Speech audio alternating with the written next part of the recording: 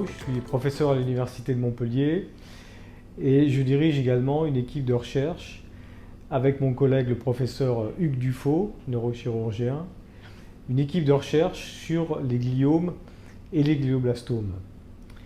Ici, nous sommes à l'Institut de génomique fonctionnelle de Montpellier, qui est un laboratoire CNRS-INSERM, où il y a différents départements, et nous sommes dans le département de cancérologie, qui héberge plusieurs équipes dédiées au cancer. Notre équipe est environ composée d'une quinzaine de personnes, où il y a à la fois des cliniciens, des neuro-oncologues, des neuropathologistes, des neurochirurgiens, et des chercheurs plus fondamentaux, comme moi, qui font en particulier de la biologie cellulaire des cellules cancéreuses dans le cadre du glioblastome et des gliomes.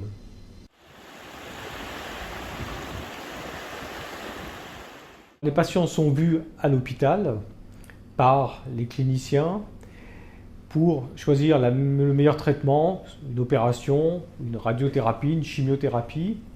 Et nous, de notre côté, on récupère une partie de la tumeur après l'opération pour pouvoir réaliser des travaux de recherche, comprendre quel est le dysfonctionnement des cellules cancéreuses. Cela est nécessaire pour trouver un traitement, d'examiner en détail quelle est l'anomalie moléculaire de la cellule.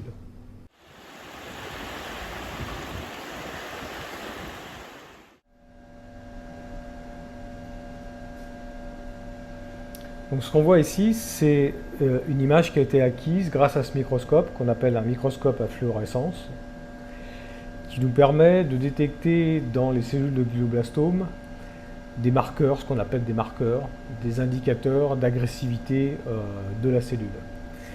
Donc ça, on peut le faire grâce à un microscope qu'on a acquis au travers de deux associations, Les Étoiles dans la mer et une autre association de patients qui est située à Marseille et qui était absolument indispensable pour nos travaux. Sans cet appareil, impossible de progresser.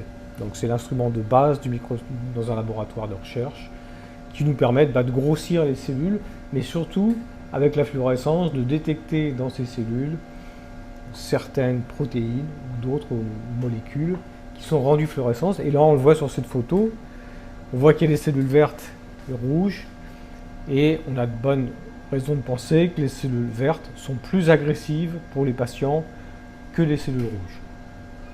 Et donc ça nous permet de mettre au point des traitements pour éliminer les cellules vertes, et seulement avoir des cellules rouges, ça devrait pouvoir permettre d'améliorer le traitement, le diagnostic des patients.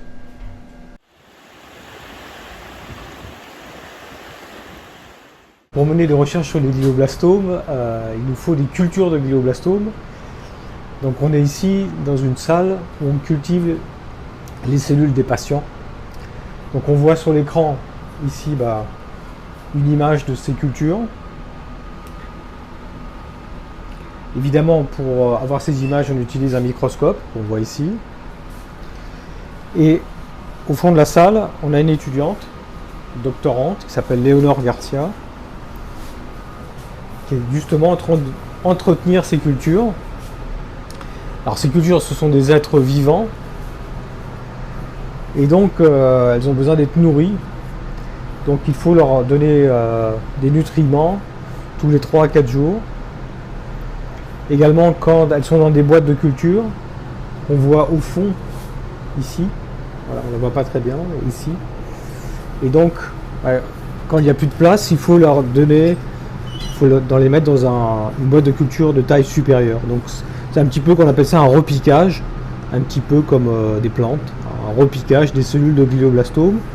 Et ces cellules sont maintenues à 37 degrés, on voit ici 37 degrés, dans un pourcentage de gaz carbonique de 4 à 5%, et on les voit ici. Donc ici on voit une boîte de culture avec différents types de cellules de glioblastome isolées de différents types de patients. Nous on travaille avec des patients en général jeunes, et donc ces cellules de glioblastome portent une mutation qui s'appelle IDH1 sur lequel on travaille. Donc ça, c'est un endroit où on passe plusieurs heures par jour, simplement pour maintenir les cellules de glioblastome en vie et trouver un moyen d'arrêter leur prolifération. Donc on utilise pour cela des salles stériles, des habits stériles, une hotte stérile, des conditions qui permettent d'éviter la contamination par des bactéries, par des virus, et protéger également l'expérimentateur contre ces cellules qui peuvent être agressives, qui pourraient être agressives.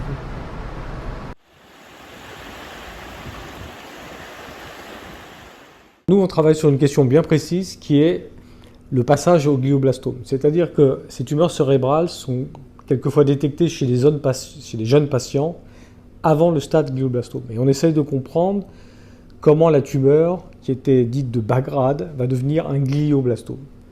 Et ça, c'est très important pour pouvoir retarder ou éliminer ce passage au stade glioblastome qui est le plus agressif. Et donc nos travaux visent à retarder ce passage, voire à trouver des traitements pour qu'il n'y ait pas ce passage vers le glioblastome qui, comme on le sait, est le stade le plus agressif.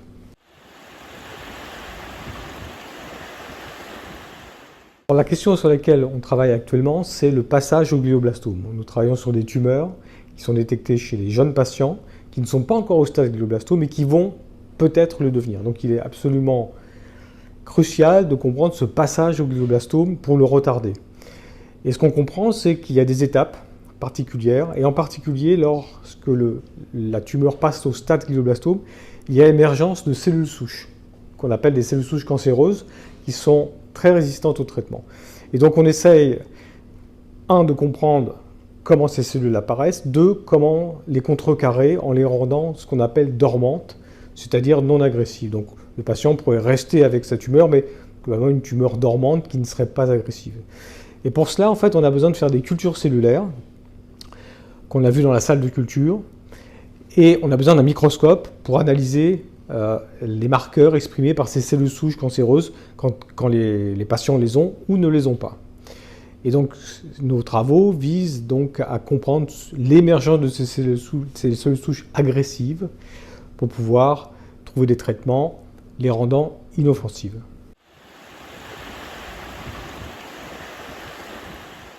Donc actuellement, on se focalise sur deux grands projets. Le projet 1, c'est déjà de faire ce qu'on appelle une biobanque de culture de cellules de patients à différents grades d'agressivité, donc des cultures chez les jeunes patients qui sont plutôt pas agressives et des cultures qui sont très agressives pour les comparer. Donc ça, c'est un projet qui est soutenu par un certain nombre d'organisations. Et également de comprendre dans ces cultures, on a vu qu'il y avait des cellules qui étaient dites dormantes, qui n'étaient pas très agressives, d'autres plus agressives. Et donc l'idée, c'est de faire rentrer toutes les cellules agressives en dormance, donc des cellules un peu inoffensives chez le patient. Donc ça, pour cela, on a besoin de culture cellulaire, on a besoin de microscopes, on a besoin aussi de comprendre des mécanismes moléculaires intimes et très précis qui permettent à une cellule de devenir agressive ou de rentrer en dormance.